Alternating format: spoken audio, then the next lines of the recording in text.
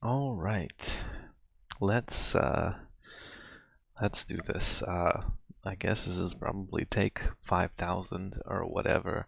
I'm worse at this than I realized, actually, worse at presenting. And I do have to apologize. That's not my main thing. And again, unfortunately, the setup is also not ideal. I'm going to see if I can just kind of tone down the light there a little bit. It's higher, brighter. I don't know. It's going to be a little bit bright. Um, but if I kind of hold it over here, it should be all okay. Hopefully, the visuals come through okay. Um, and there is going to be some glare, unfortunately, uh, but that can't really be helped, I suppose. I mean, I can kind of tilt it and angle it at different ways to kind of help with that a little bit, but that's just kind of how the material is. It is a little bit shiny. Generally, when the cards are laying flat, it's not too bad, depending on the lighting situation you have in there. Okay. Anyways, in case you don't actually know what's going on here, then you probably didn't come to this from one of my crowdfunding things, from either the Kickstarter or the pre-order page on the Indiegogo. If that's the case, I don't know. Maybe I sent you the link. Maybe you just thought it was a regular tarot video or whatnot. Because I'm just gonna put it on YouTube, and you know, I'm not gonna muck about too much with different settings or whatever. I just want to make it into a public link and send it out.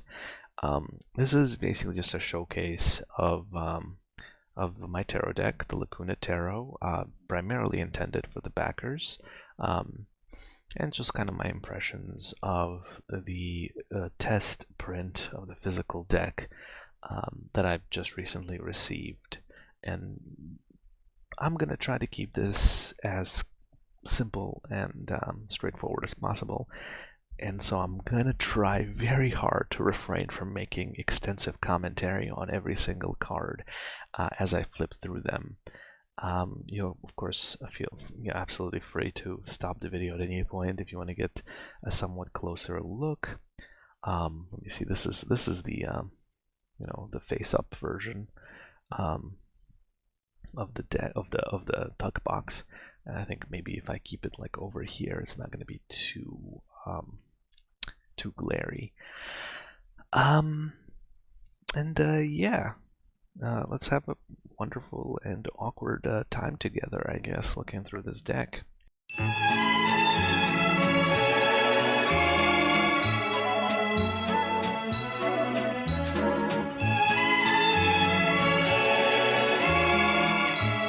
And yeah, so first things first, I'm just going to start from the beginning in terms of one's experience with the deck, I guess. This was printed by GameCrafter, which is a print-on-demand company. The reasons why I chose that, I did enumerate those in the in the actual text of the Kickstarter campaign and so on, but primarily it's because it's more accessible. Really, that's kind of just the thing it is. It's more accessible for me because it makes my life just a lot easier, and I don't really have a huge amount of energy to spare. So most of it ends up going into just like the artwork stuff. Um, and so on, and the rest of the time I'm basically asleep. So it makes it a little easier for me. It makes it available forever, theoretically. I mean, obviously these things can change, but basically it means that there's not a single print run, and then I have to order them up again, or um, they go out of print and so on, or have to raise money again for another printing if the first printing doesn't do well, or if whatever the case may be. So these theoretically wouldn't go out of print very quickly. But it does unfortunately the trade-off is that you're kind of paying a bit of a premium for a relatively standard quality deck, I would say. And that's just kind of indie kind of bespoke small business kind of situation here, because again, another reason is I don't have room for inventory. So that also means I don't have distribution networks the way that Barnes and Noble might, or um, uh, I don't know, any of the other ones, any of the bookshops that you might have in your territory or country might, or some of the larger publishers as well. They have relationships with bookstores and things like that, so um, they can kind of pump all that stuff out at relatively low cost per deck, and this unfortunately isn't it. So do be aware, and this is something I mentioned before. This is you know a pretty standard and straightforward deck in terms of quality. I'm not going to be showing any gilding or holograms or anything like that. Although they do, I noticed, have hologram options on this printers. I did not realize that until now, but I'm not going to do that because that is silly and that I don't think that would work very well. But it is there, so maybe someday, maybe someday. But yeah. So let's start with the tug box. It's okay. What I've been doing is taking it around with me everywhere I go, and kind of treating it a little bit like kind of an old deck. I just kind of you know toss in the bag and maybe not worry as much about. So it has had a little bit of a, I wouldn't say super rough, but kind of a rough treatment over the past 5 days or so, and it stands up fairly well to it. It not perfectly, but it's honestly was honestly a rougher go than probably most standard users would give it, and I think it's still in okay shape. There's maybe a little scuff over here, and I think I dented it somewhere, but that was all me. That was basically just me treating it poor, like not too poorly, but just trying to see how rugged it was. It's a pretty standard tug box, but the cardstock is decent, and it's not it's not too flimsy. I would say it's actually comparatively sturdy for what it is. So that's nice. I'm pleasantly surprised by that. I don't love these sort of white edges, but that's just the underlying paper. If they did have options, and you can see that after a couple of days of sort of hard action, this did get kind of, this crease is also very prominent. And so on. Like I could do with an option to maybe have this underlying layer also printed in black or something. I'd even pay a couple of dollars extra for it, but unfortunately there is no such option. So you do kind of get the folds exposed a little bit. But yeah, that is what it is. It's just a tug box. It's not particularly fancy, and it's not particularly exciting, but it's not bad either, and it holds the shape together pretty well.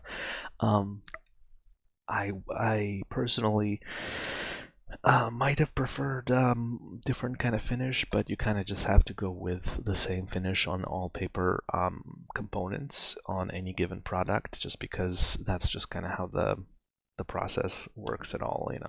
Otherwise it would be even more pricey to print an individual deck because they'd have to do a lot of granular sort of adjustments and things like that. Anyways, that's that. I'm going to put that away for now. We're just going to look at the deck itself. Okay, so yeah, I'm going to put it here to avoid the glare. Yeah. So this the light here, it's not a bad lighting situation to showcase something. Theoretically, I might if I'm gonna keep the glare out, I might as well also brighten it a little bit. This is a ring light for like a mid-range webcam that I have. It's not super fancy, and also with the cardstock there is going to be some glare, but hopefully it should make the colors show up in a relatively accurate fashion. Now, if you haven't read my super long update, you might be surprised by the back. It has changed somewhat. The base design is roughly the same, but it is still essentially kind of a Kabbalah inspired, Tree of Life inspired abstraction, and it is fully reversible, so that's cool. It has little elemental symbols, which are also fully reversible, so I'm into that. And kind of a labyrinth pattern. Let's see if I can get any closer here. Again, it's unfortunately the webcam is a limiting factor because, yeah, it's not the best lighting setup in the world. It should hopefully, with a full spectrum ring light, give a good impression of the basics at least. Yeah, so that's that. I had the little labyrinth, motif going on. I was pleasantly surprised also by the amount of detail this picks up, so that's quite nice. The printer actually really, you can get pretty granular, can get really deep in there. And because these were really big high-res images, and I wasn't entirely sure to begin with how well the detail would read, but that I'm quite happy with. Again, the cardstock is standard cardstock, basically standard gaming stock. Um, these are what most commercial like board games and things like that come with. I don't know if playing cards do have it really varies by manufacturer, but you know, um, it's pretty basic as well. It's not bad actually. The cardstock itself, I think it's nice and snappy, and it's it has a decently sturdy feel to it. But it is fairly straightforward. Now this is the Temperance card, so kind of starting off real slow in the into the actual flip through. Yeah. So yeah, I'm quite pleased. The colors I think turned out pretty good. Again, it really varies by lighting situation, and there is some, I think, much more minor than I was afraid of. Kind of compromise between with the detail and the contrast. So sometimes you lose detail with higher contrast, but then you gain detail in the lower contrast. Blah blah blah. But overall, I think they're pretty good, especially the more sort of vibrant highlights came through. Because there are a lot of cards. Again, I'm just gonna put it up here. I think this is a little better. Yeah, I'm just gonna twirl it in my hand. But yeah, so there's that. There's Temperance. Yeah, so that's that, and the cardstock is pretty basic. They are UV coated, so that was something I kind of sprang for. So they should be extra protected or whatnot. That's what they say. I don't know how that affects the glossiness of them. I think it actually decreases it a little bit. I think it might be glossier without, and it does give it an interesting little pattern. I think that's from the coating, and an interesting smell. But that's a good smell. It's like new card smell. Still got a little bit of that after a couple of days. It does, of course, fade with time, unfortunately. But yeah, that's basically that. I don't know. There's not much to say about it. I'm actually fairly satisfied with the quality of the stock, but I wish there were more options for gloss and so on. There was a linen option, or linen pattern option at the very least, and I did not go for that simply because I just didn't think that the artwork, um, I think that could actually end up playing against the artwork. Is the idea? I might do a test print at some point of that, but the main deck is going to be UV coating, and that's basically that. This is the 10 of seals. And you can see it's kind of Kabbalah inspired as well. All the 10s have a bit of a Tree of Life motif going on. That's kind of how the 10s work in this deck. That's the number of completion, So yeah, this one's actually kind of a nice thing in that you can actually use it as a little bit of a primer if you wanted to remember the colors of the different Sephiroth. So I put all the little gems inside the the kind of the seals themselves. All right, so we have the Herald of Seals. This is a fun one. Again, I'm going to try to do a little thing here, so you can kind of see different bits of it. I think the best place is like right here for it. Yeah, like right over here. Again, I wish I had better lighting expertise and knowledge, but I do not. Oracle of Seals. So the Herald is basically that one is the fire. So no, yeah, heralds are knights because they carry the torch. You know what I mean? So and oracles are equivalent to the queens. So that's water of earth. So this would be the Queen of Seals, or Oracle of Seals in this case. And this is an ace. Now the aces are a little different than some of the other cards. They also have their own little motif in that they actually don't have any of this sort of cutout paper motif going on. They're sort of all open because they're, the reality of the new world, of the new universe that you're entering through the ace. It is wide open. And this is the Ace of Water, or the Ace of Vessels. So cups, vessels, hearts, water, etc. Depending on which deck you get. In this one, it's vessels. Oof. I'm already talking more than I'm used to on any given day, and it hasn't even been that long. so let's see. This is the cipher, or the fool in the standard, or the traditional decks like Rider Waite or the Marseille, or does the Tot have a fool, or is it called something else in that one? I can't think of what the situation is with the Tot. But at least Rider Waite and Marseille have the fool. I have the cipher.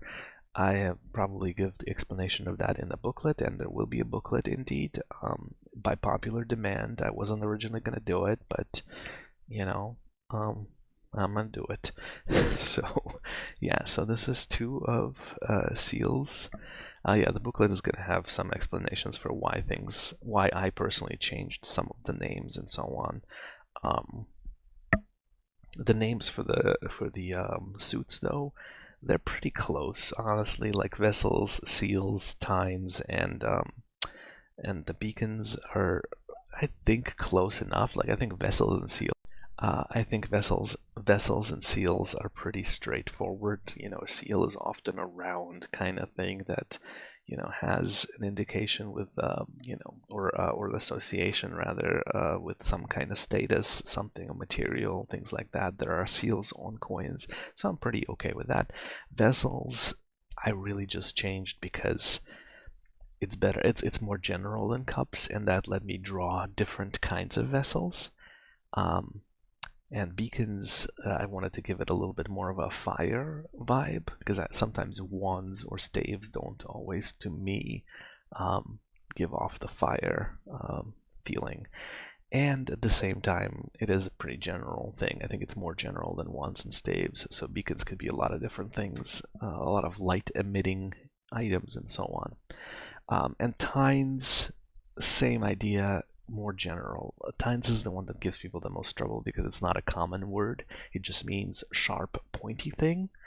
And so I could draw lots of different kinds of sharp, pointy things instead of just swords and such. All right, Magister of Vessels.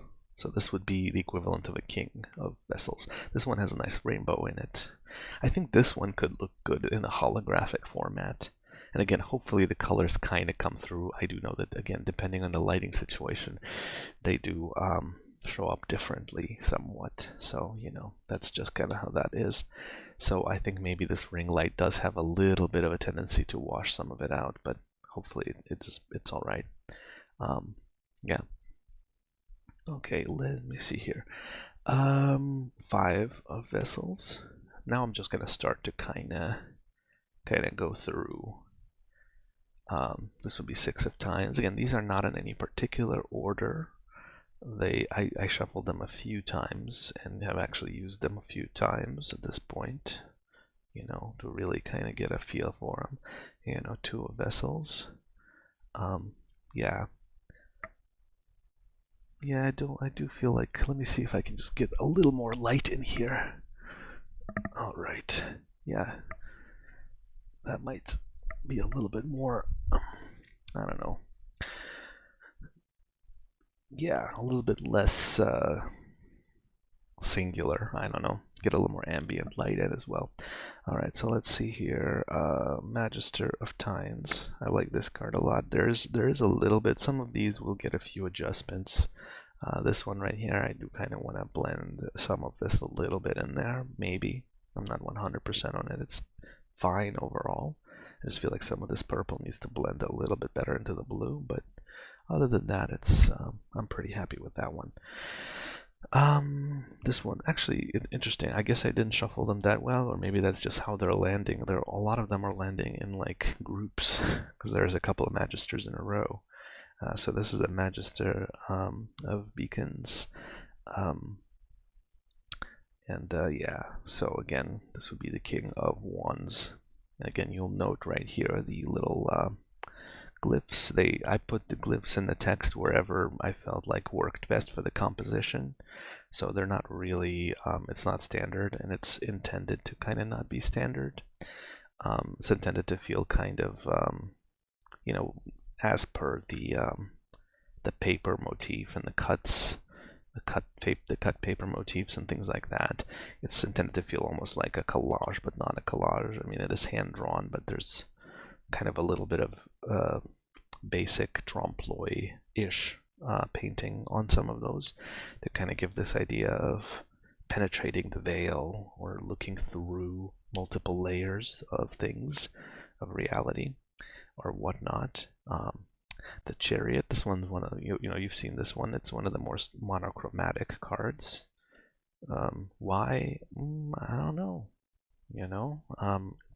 Uh, there are a lot of specific reasons for certain things, but certain things just looked good also. Or maybe they were channeled, who knows. This is the moon. Yeah, pretty self-explanatory. I'm gonna try to start flipping them instead of giving a dissertation on each one. 6 vessels.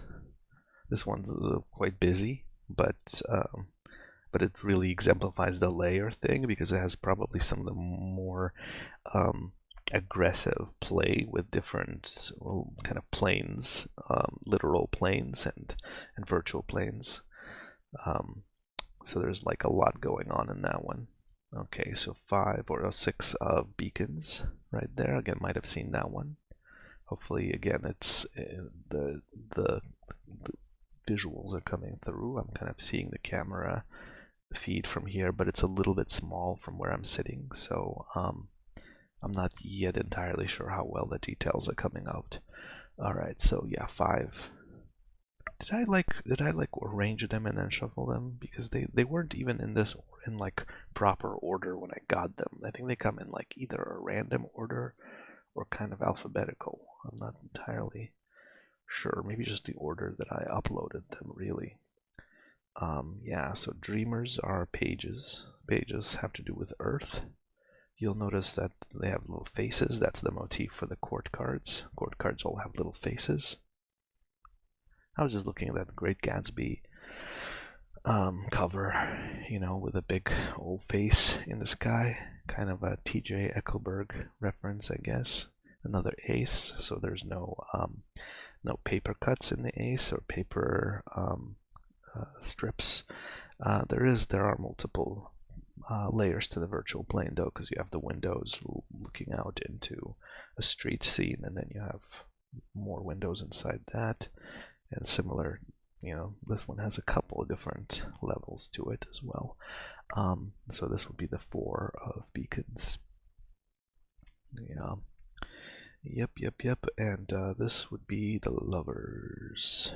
One of the softer cards, also somewhat monochromatic. It does have a lot of pinks and so on in here, and some purples and violets, and but yeah, it's meant to kind of have a soft vibe to it. Now this one I have a little bit of commentary on. I actually think it doesn't look too bad. I have a lot of imposter syndrome, obviously. Who doesn't, right? So I've been questioning everything for the past 5 days and going back and forth and going like, oh, these are terrible, these are great, these are wonderful, I hate them, I love them, blah blah blah. So this one's definitely been giving me kind of a lot of consternation and sort of food for thought, I guess, or food for self-doubt or whatever, because um, I don't mind it now after I've lived with the deck for 6, however many days it's been. Um, I'm actually quite happy with the design, and I'm also quite happy with the details that came out. I'm very pleased with the design, actually. This is one of my favorite designs, but for that same reason, I do think it needs to uh, probably be the one to get a little bit more attention from me in the next couple of days or so. I do want to pull out some highlights. And this is more of a painting thing than anything else. I don't think it needs major work in terms of the preparing it for print. I think the printing is fine. I think the file itself needed more defined highlights, because I spent all this time getting into like the soft kind of rounded corners and so on, and I kind of lost some of the highlights, I think.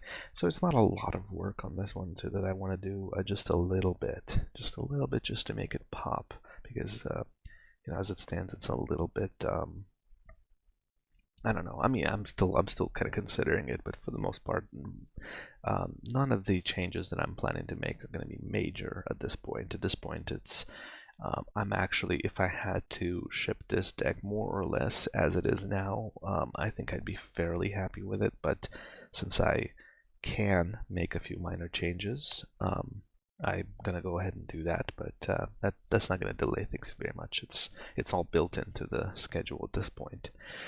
But of course, I reserve the right to change that at any point if I'm feeling sleepy. Alright, so 7 of beacons. I like this one quite a bit, but I'm just going to present it without too much commentary. It's got kind of a nice, sad, electric vibe to it, I think. Of course, this is a lot of people's favorites from what they've seen already, and it's one of my favorites. It's the star. All right. So now we're just gonna start flipping.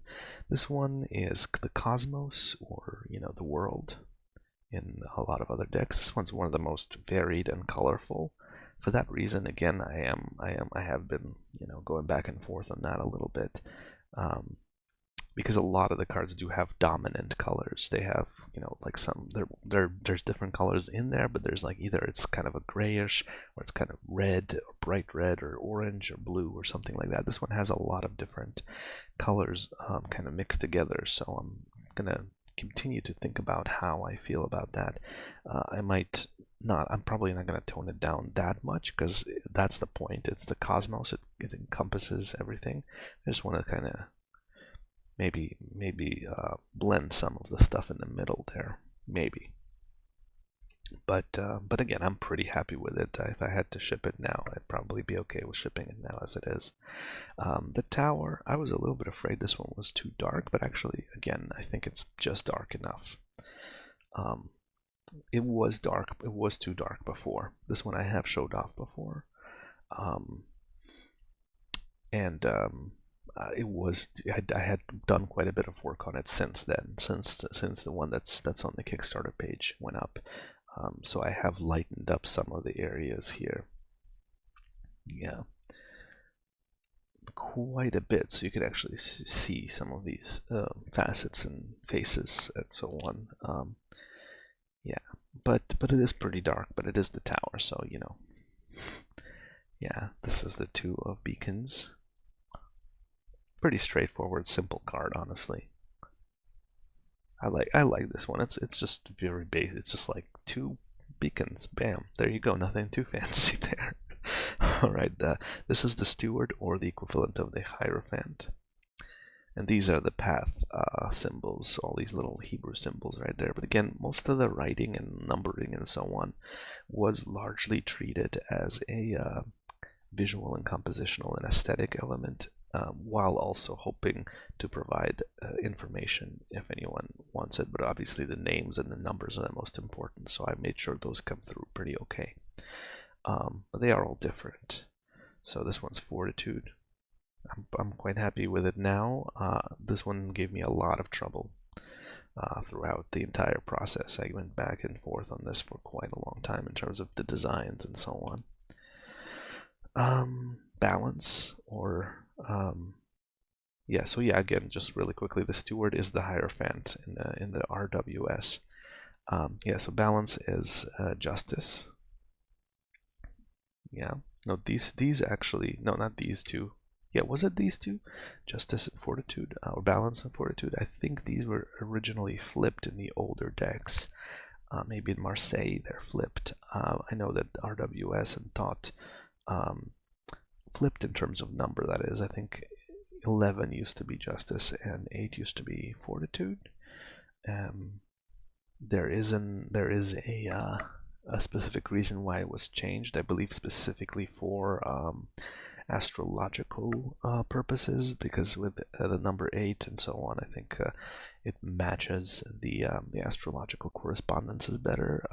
That's why the Golden Dawn folks ultimately ended up changing it. But I'm going with that just because that's the one most people know at this point. 5 of seals. I like this one as well. Again, some changes made to that. This one, 3 of beacons, is another one that I think I want to go in and maybe not highlights, but add some detail in the candles.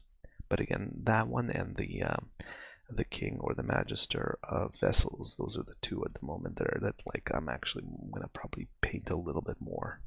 The rest are more or less finished, minus any whim I might have, I suppose. So this one is another 10, number of completion. Also good, kind of a good primer for colors. Maybe not as good because the Malkuth over here is more of just a generalized one single glowy gold fire color, but overall they do correspond to the kind of the traditional hermetic color theory, I suppose.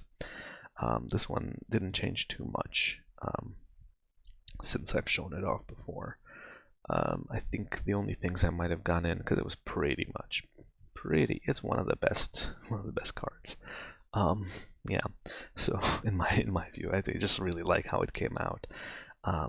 And you obviously, because I was painting digitally, I was using some symmetry stuff here, so I did go back in and get rid of some of the more obvious symmetry. But I thought that leaving some of it, because it's the sun, makes a bit of sense, and it wasn't too bad. It has a very harmonious vibe to it. Again, I went through, and all of this is like a little bit different. You'll notice that one of the leaves is worn off on this side, and that is intentional. It's meant to be kind of an older stone, and maybe there's some damage or something like that. This is the wheel. I changed it from the Wheel of Fortune to just the wheel. It just kind of sounded a little better for me because I just, nice and snappy, nice and quick, but also because I wanted to give it a little bit more of a captain's wheel vibe. So it's all about steering one's own destiny. Oracle of Vessels. I'm quite fond of this one. I love the little fish, or whatever they are, eels, thingies, bioluminescent blobs. I just like them. So 9 of swords, or tines in this case. This one actually has swords in it. Some of them do have swords in it. A lot of them don't, but this one I kept the swords. Yeah. So that's that. Death, again, didn't make much change to that since I last showed it off. It pretty much is more or less exactly as it showed up before. Dreamer of Beacons, so this is the equivalent of the Page of Wands in RWS. This is I believe the Architect, which should be the equivalent of the Empress in the RWS. or Marseille or etc. It's just again going for a largely gender neutral deck. More or less, all of it, all the gender has been stripped. So I went with Architect, and there are, again, the reasons with a little bit more detail are going to be in the little book. But Architect and Alchemist are what I chose for Emperor and Empress, because those are, I felt them to be like a more creative or generative words, and Emperor and Empress maybe are more generalized, and also again gendered, and also kind of vague to read. So I'm kind of, again, these may read a little differently, but I think they're just different kinds of power or different kinds of generative strength. So alchemy and architecture. Okay, so this one is the Prism, also renamed from the Hanged Man. Again, you can probably guess if I was going to go with the gender neutral deck, I was going to get rid of the Hanged Man, because, women can be hanged too, as can non-binary individuals. It's the 21st century, people. Hanged person didn't quite make sense to me, so I went with the Prism because of the way the light is. It's all about perspective, and well, to some extent, there's also an element of sacrifice in there and things like that, I guess. But for me, the Hanged Man is always about gnosis, Gnosis. It's hard for me to pronounce that word sometimes. Gnosis, without the G silent, I guess, right? Anyways, like gnome. But yeah, it's all about that understanding, knowledge, and perspective, and the idea that the prism or the lens is something that distorts light and then moves it and turns it upside down and so on is big here. Another card that I think this. Yeah, this is another card that might do a little bit of a highlight pass on, because I think some of the highlights I got when I was converting it and adding nice little rainbow, which I love. I love rainbows in my. There's only 2 rainbows in this deck, which is a bit of a shame. This is the second one we've seen today, but yeah, when I was working on that part and I was kind of smoothing out some of the rough edges, and I think I might have lost some of the highlights, so I might want to go back and get some of the highlights. But yeah. I'm not as fussed about it as I was about the King or the Magister of Vessels. So 4 of Vessels. Yeah. The actual vessels are very small in this card, actually. They're kind of like in the background. Okay, had to reboot my microphone again. Never mind that.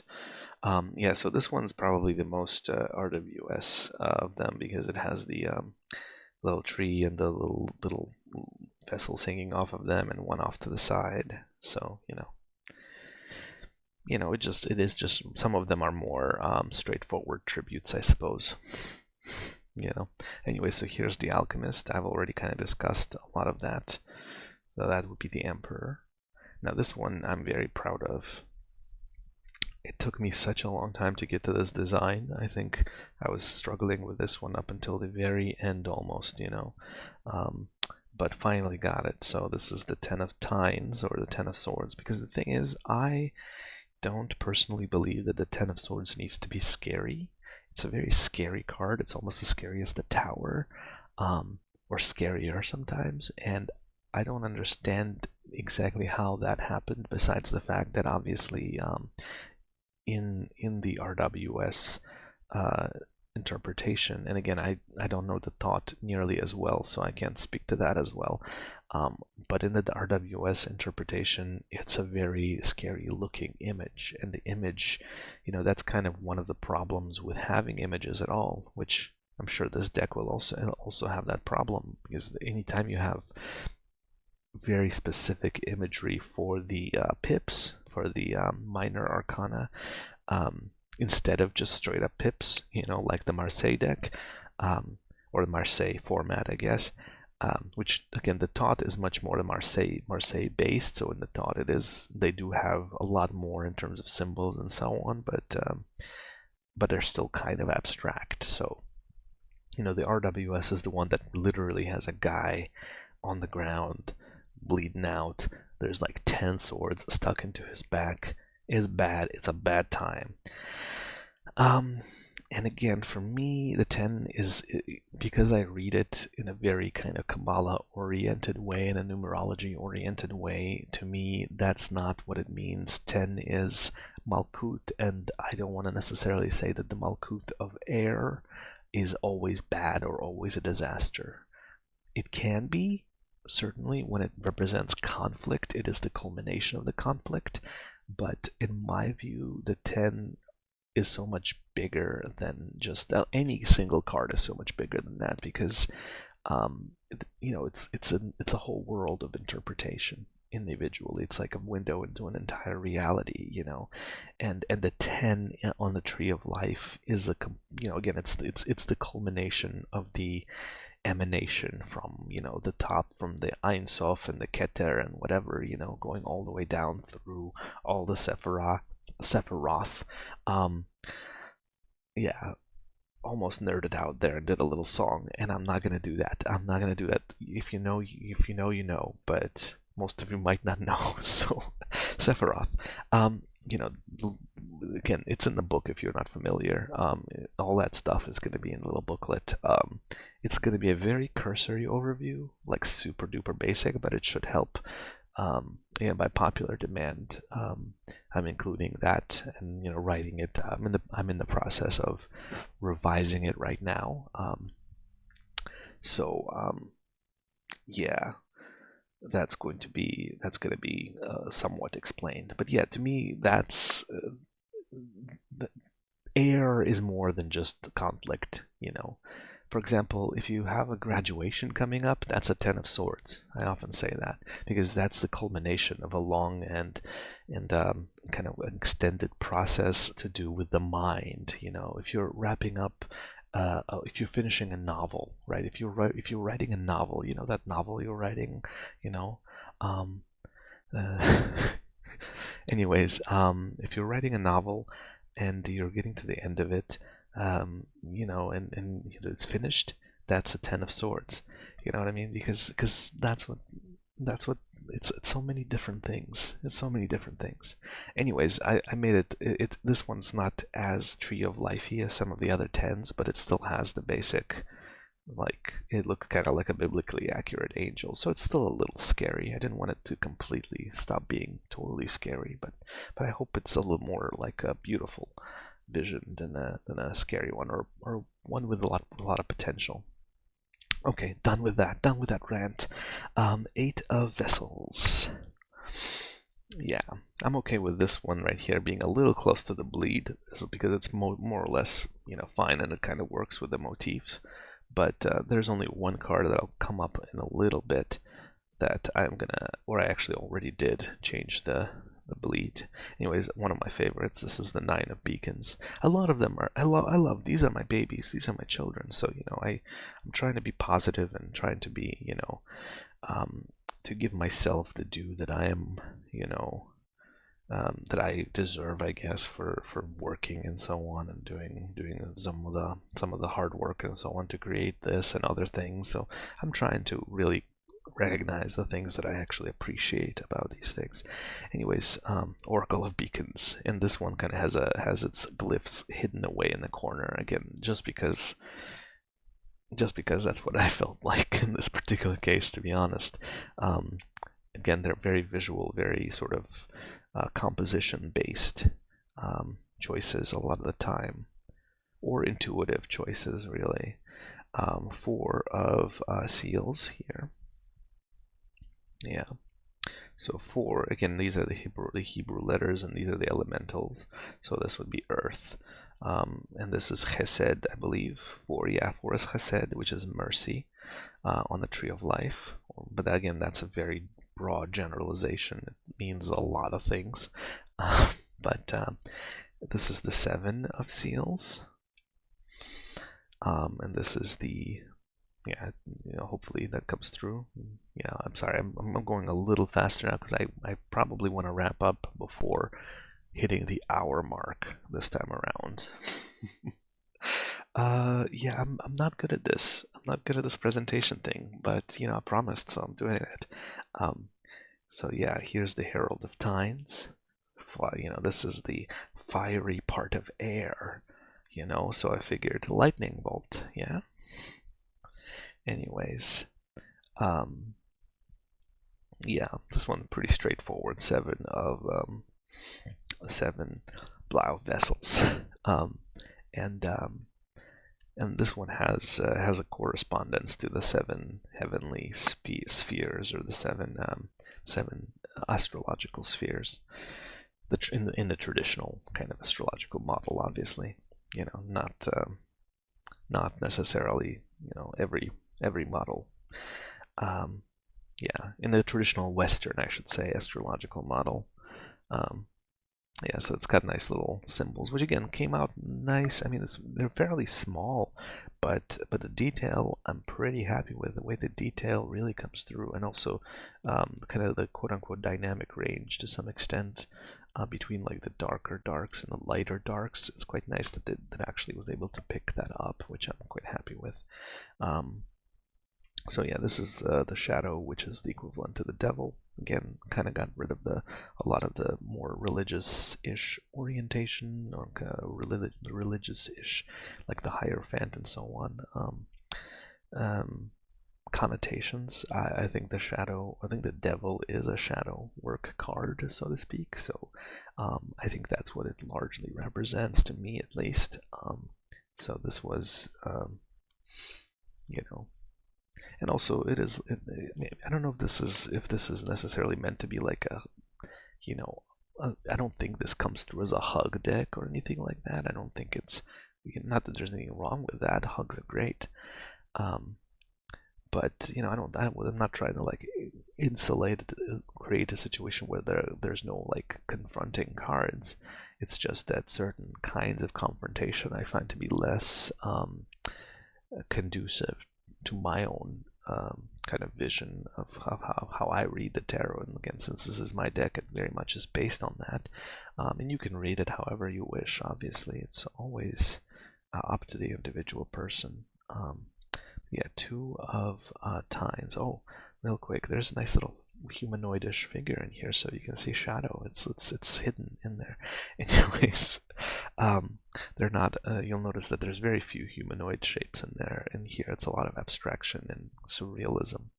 The psychopomp of this, I mentioned this before. Now, this is the only card where I'm moving some of the lettering up. I actually already did this. It is already incorporated into the new file, and I think I punched up the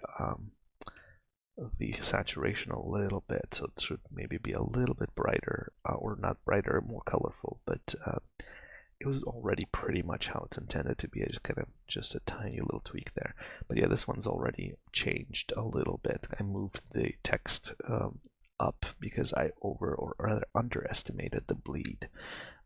Here, I kind of thought this would look fine with a cutout, but with a cutoff, but it really doesn't. So I moved it and shrunk it a little bit so it fits, and you can read the full word, the psychopomp, in there. And this is the High Priestess, by the way, in terms of the RWS and so on. All right, Herald of Beacons. Again, slight changes on this one, but it is more or less the same, or basically the same as it was when I showed it off. Just more detail added and some more, some light refinements here and there. All right, Magister of Seals. This one is one of the kind of duller cards, so to speak, in terms of color. I think again this is more about detail than it is about color, as a lot of it is muddy and kind of yeah, earthy. I guess I was going for earthy, but also it is this one again. It is a little bit more.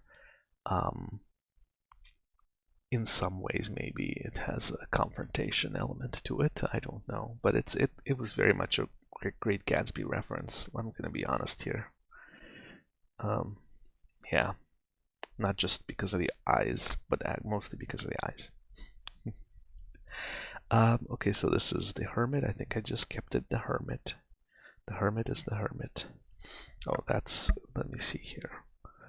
That I might need to edit out.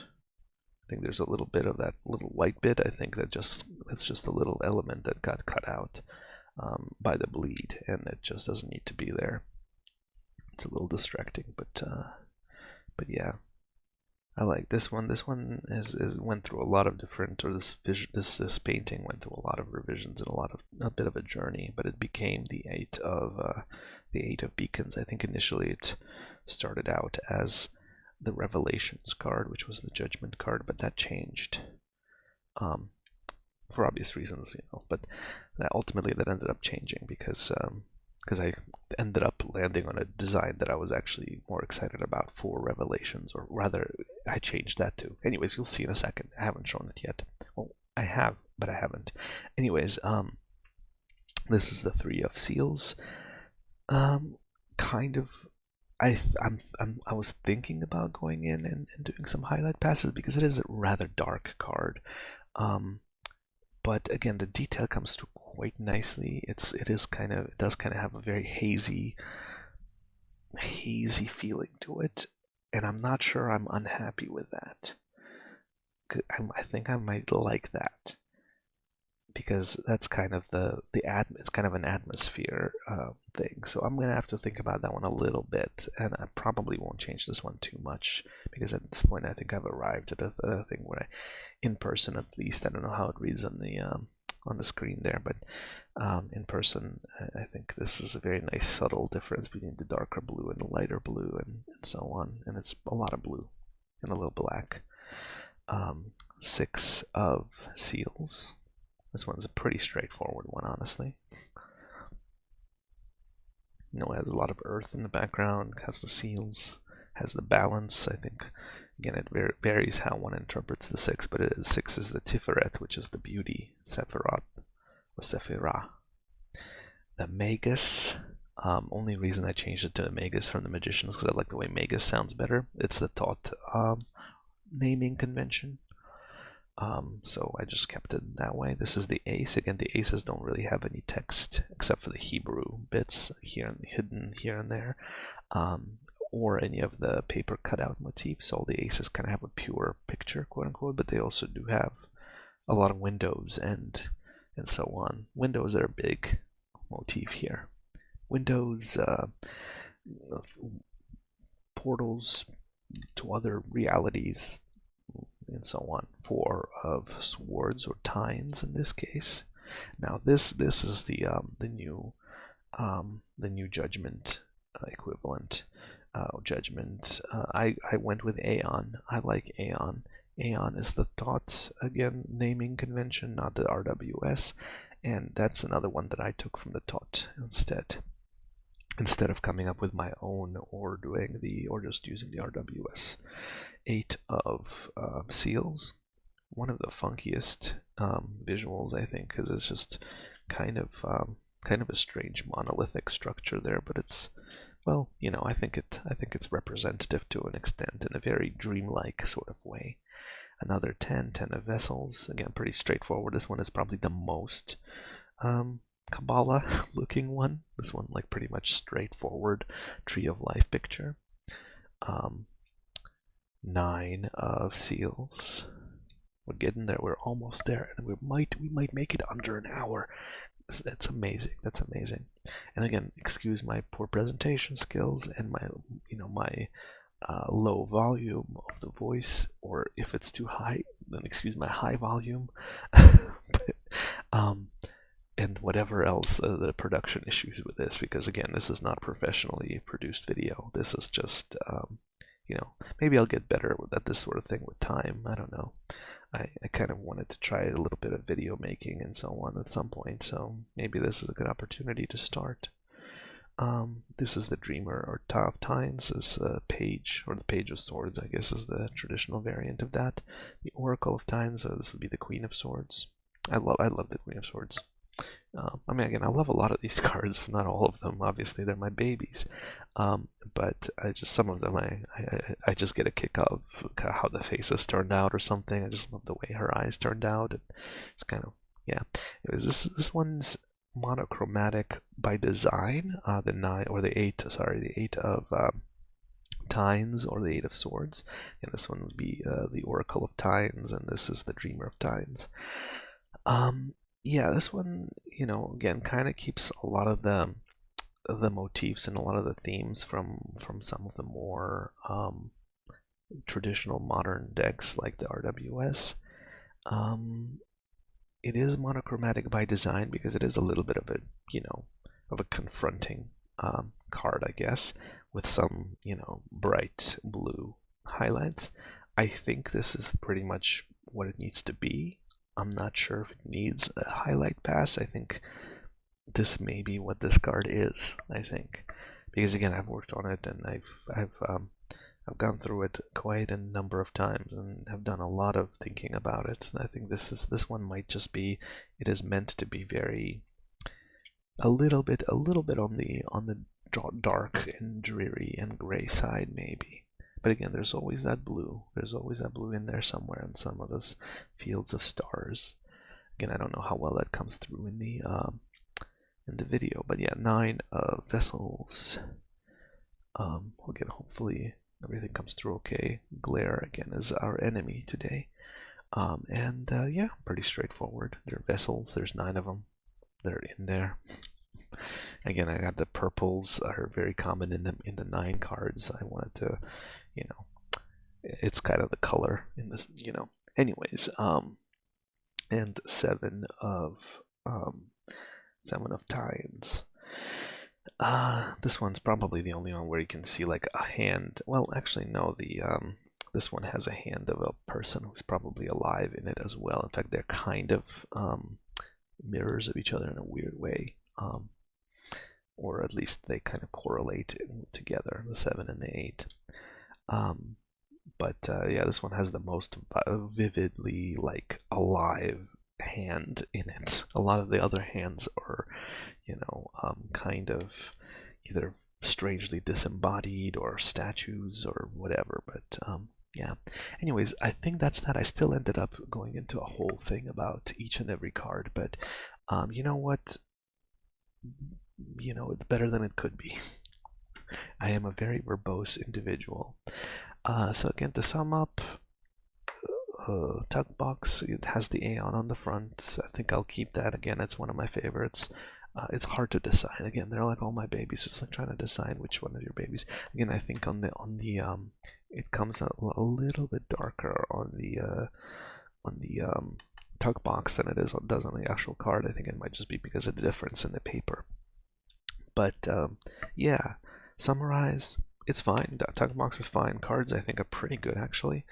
One thing that's kind of nice is you got this the edges are basically you can see the exposed pulp or the exposed paper. Should be pretty easy to mod if you like to do that sort of thing. I would recommend something like this if you were gonna do it, but you can do whatever you want. It's pretty straightforward, and you don't have to cut the corners off if you're one of the people who does that. They're already borderless, no borders. Sans frontières. That's a different kind of border, but you know what I'm saying. Yeah. Oh, they shuffle okay. I'm bad at shuffling though, so I'm not gonna do the riffle thing. I'm just gonna, in fact, I'm really bad at all kinds of shuffling, including overhand, and I certainly can do it on a flat surface, but I can try to do it like this. Yeah. My hands, surprisingly, they actually tend to shake a bit. But, I have to compensate for that a little bit when I'm painting. Alright. But anyways, they do shuffle pretty okay. Again, as far as I can tell, overhand shuffling is standard, basic overhand shuffling. Riffle, I'm not even gonna try. You try. You tell me how you find it. That's just gonna have to be how it is. I can't really account for that. It's just my impressions of it. It's not something that can be changed. But yeah. So yeah, that's that. More or less everything that we need to talk about. And showed off the entire deck, I think. Let me know if something is missing. If I dropped a card or something at some point. I don't know. I don't think so. All right. Peace and grooviness.